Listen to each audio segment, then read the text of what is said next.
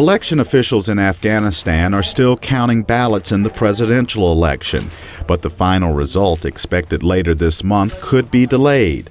An Afghan election commission says it still must clear about 650 serious complaints of fraud. Many of the complaints have been lodged against supporters of incumbent President Hamid Karzai.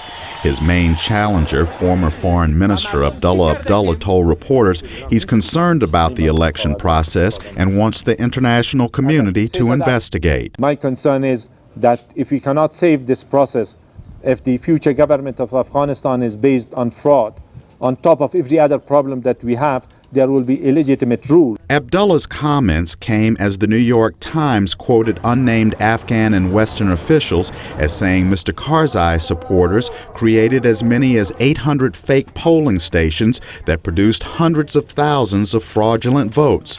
The Times says the votes counted for Mr. Karzai at some polling stations may be 10 times higher than the number of people who actually voted.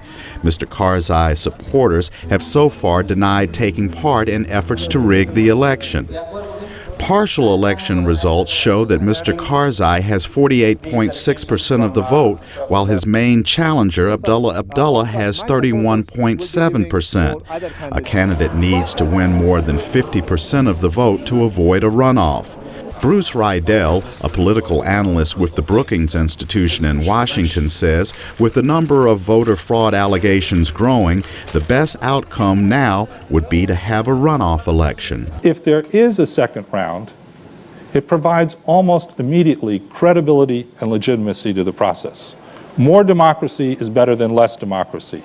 And having a second round in which there is a real runoff between two individuals will send a message to Afghans that voting counts. International and Afghan observers have also been critical of the August 20th vote.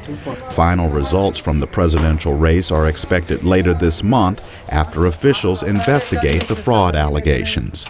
Chris Simkins, VOA News.